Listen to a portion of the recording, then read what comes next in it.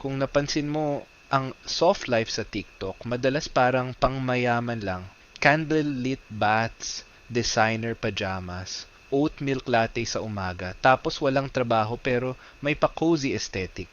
Pero tayong mga Pinoy, iba ang soft life natin. Soft life para sa atin means hindi ka kinakabahan kada bukas ng messenger. Wala kang maririnig na pa-follow up po mula sa kolektor. And most importantly, walang nanghihiram sa'yo ng pera na may line na, hindi ko maklaim yung GCash ko, papahiram muna. This is the soft life Pinoy edition. Walang flex, walang arte, walang pabigat. Just peace. What does the soft life actually means sa Pinoy? Ang soft life hindi ibig sabihin mayaman ka. Hindi ibig sabihin nakakondo ka na may coffee corner na parang Pinterest board. At hindi rin ibig sabihin nagbabakasyon ka weekly sa Siargao. Soft life simply means may boundary ka, may control ka, at hindi ka lutang sa buhay. Sa Pinoy version, the soft life looks like this. Yung alarm mo, hindi mo kinatatakutan. Yung sahod mo, hindi 24-hour visitor. Yung mental load mo, hindi mas mabigat pa sa eco bag ng nanay mo galing palengke. Yung tahimik na bahay, nakatiwangwang ka lang, walang nag-aaway sa GC. At hindi mo kailangan mag-post ng motivational quotes daily kasi hindi ka nag-emotional CPR para sa sarili mo. Soft life is peace, not flex. And ironically, mas achievable siya sa Pilipinas kaysa iniisip mo. Ito naman yung Pinoy hard life na kinalakihan natin. Totoo lang, hindi tayo lumaki na may soft life. Lumaki tayo sa alert level 10 lifestyle. Anak, pumasok ka kahit may bagyo, baka walang pasok yung ibang school, pero kayo meron. Pwede naman tayo magsardinas. Dagdagan mo na lang ng tubig. 4 na gamit ang paa mo. Sapatos sa school, pambahay, pang PE, pang church. Pagod na ako, pero may. Sige, gawin mo na lang. We grew up na laging may contingency plan kahit hindi mo alam ang meaning ng contingency. Tayo ang masters ng bare minimum survival. Kaya when people say, live your soft life, parang joke. Pero what if sabihin ko sa'yo, kaya mo pala? Hindi mo lang tinry dahil sanay ka masyadong maging resilient. Pero bakit iniisip ng Pinoy na ang soft life is luxury dahil sanay tayo sa hirap? We accidentally glorify it. Ganyan talaga ang buhay. Tiisin mo lang, laban lang. Pero minsan, hindi mo kailangan lumaban. Minsan, kailangan mo umupo at uminom ng tubig. Soft life isn't fancy. Soft life is strategic. And para sa Pinoy, kaya natin to, even with a normal income. The soft life is not a budget, it's a lifestyle architecture. Myth, soft life ay pagiging magastos. Ito ang pinakamali. Soft life is actually mas mura kaysa hard life. Hard life is expensive. Late fees, emergency gastos, pautang. Last-minute decisions, stress eating. Toxic relationships both emotionally and financially. Soft life is predictable. May system ka, may peace ka, may control ka. Wala kang kaaway. Ang soft life ay hindi luho. Soft life is design. Parang bahay. Kung maayos ang foundation, hindi ka everyday nag-a-adjust ng bubong kasi may tumutulo.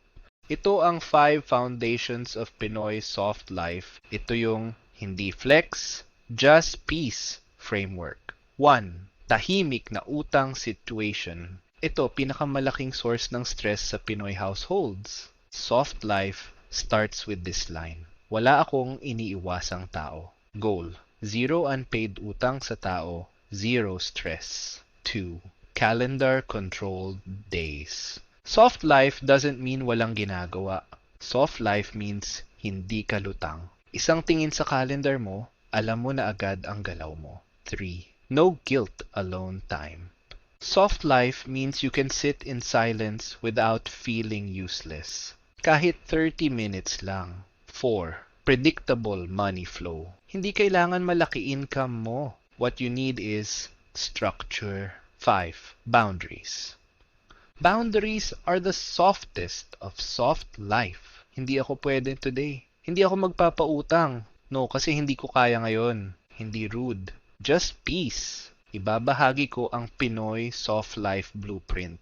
Ito yung 10-step system para maranasan mo ang tunay na soft life. Wala itong kaartehan. Lahat achievable. Step 1. House rules for yourself. Gumawa ka ng 3 rules na susundin mo daily. Sample.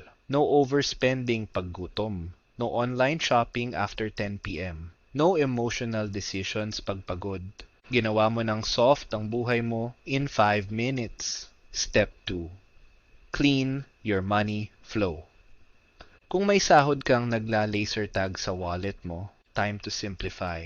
1. Automatic savings. 2.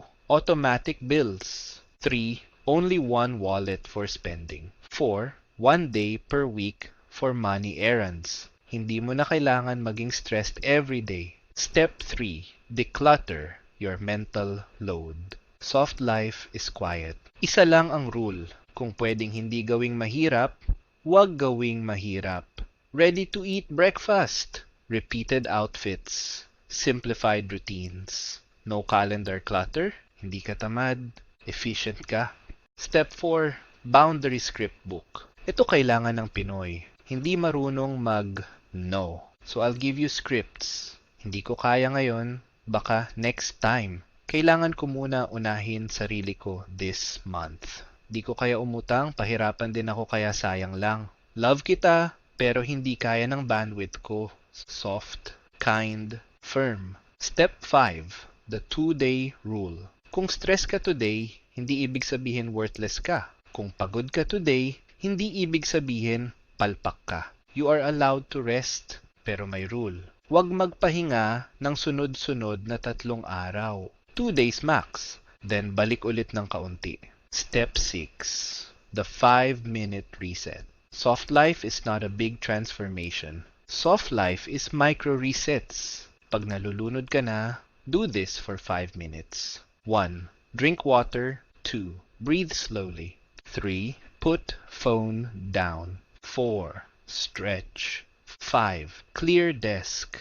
6. Continue. Yes, that's 6 steps. Soft life tayo, walang rules sa math. Step 7. Removing one source of chaos per month. Every month, eliminate one stressor. Toxic GC. Subscription na di mo ginagamit. Friend na nanghihiram lagi. Drawer mo na parang crime scene. Hobbies na stress lang pala. App na nagpapaka-insecure sa'yo. Peace is subtraction. Step 8. Soft life social circle check. Soft life requires good people. Tanong mo sarili mo, pagkasama ko siya, napapagod ba ako kahit wala kaming ginagawa? Kung oo, slide out softly. Walang drama, walang announcement. Just peace. Step 9. Treat yourself to stability, not luxury. May 500 piso ka? Soft life version. Better pillow. 2 good meals. Notebook para sa thoughts. Cheap plant. Body wash na mabango. Hindi kailangan lifestyle upgrade. Ang kailangan mo is quality of life upgrade. Step 10. The Sunday Reset Pinoy Style. Soft life staple. Hindi kailangan aesthetic. Just linis konti, plans konti, pahinga konti. Reflection konti. TikTok tulog konti. You're not fixing your whole life in one day. You're just removing friction for next week. Ito naman ang mga signs na papunta ka na sa soft life. Kung nararamdaman mo yung mga ito, congrats! You're entering the soft life era. Hindi ka na hinihingal sa financial storms. Hindi ka na napaparalyze sa bad days. Hindi mo na kailangan mag-explain sa lahat. Hindi ka na overcommitted. Hindi mo na kinakatakutan ng sahod cycle. Hindi na toxic ang relationships mo. Hindi mo na sinusubukan i-prove ang worth mo sa internet. You wake up peaceful. You sleep peaceful. You choose yourself without guilt. Soft life is not comfort. Soft life is clarity. Ano naman ang kailangan ng mga Pinoys na i-unlearn for the soft life? 1. Pag hindi pagod, hindi productive. No. You can rest and win. 2. Kailangan ko magpaka-martyr. Hindi requirement ang pagod sa pagmamahal. 3. Mahiya ka naman, nag-i-enjoy ka. Bawal maging masaya? Hindi naman charity ang happiness. 4. Dapat glamorous ang success. Success can be quiet. Success can be stable. Success can be peaceful. Alam mo ba na ang soft life is the anti-flex? Soft life is not about flexing. Actually, opposite siya. Mga tahimik sa buhay. Sila yung totoong naka-soft life. Yung hindi nagpa-post ng achievements, pero ang tahimik ng isip. Yung walang branded items pero may emergency fund. Yung hindi nagbabakasyon pero hindi burnout. Yung hindi mukhang successful pero hindi rin mukhang pagod.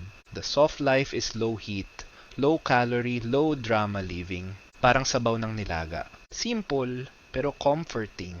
Ito yung mga underrated soft life wins natin. May malamig na tubig sa ref. Walang traffic sa araw mo. Walang maingay na kapitbahay today.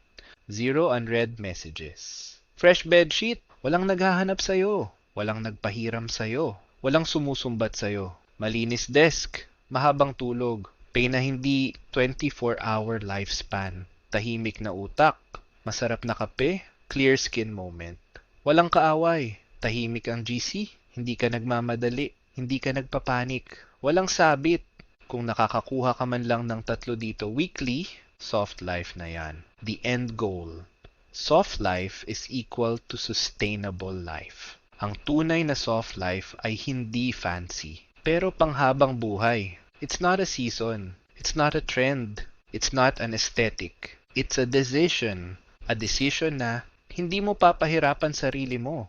Hindi mo papayagan iba pahirapan ka. Hindi mo gagawing komplikado ang dapat simple. Hindi mo ipipressure sarili mo sa flex culture. Hindi mo ipapamura ang peace mo. Soft life is choosing mental space over material things. Soft life is choosing time over clout. Soft life is choosing comfort over comparison. And soft life is choosing you kahit hindi ka perfect, kahit hindi ka rich, kahit hindi ka aesthetic. Because the soft life is not about being rich. It's about being okay. And for the first time sa matagal mong buhay, okay ka talaga. Kung gusto mo ng soft life, hindi mo kailangan mag-antay maging mayaman. Pwede mo siyang simulan ngayong linggo, ngayong araw, ngayong 5 minutes after nitong video. Walang flex, walang arte, walang comparison, just peace. Kung gusto mo pa ng more content na ganito, about money, life clarity, Pinoy peace of mind, at soft life advice, subscribe ka sa channel. And kung nagustuhan mo itong video, don't forget to comment, like, share, and subscribe to Low Key Wealth PH. Because remember, low key is the new wealthy.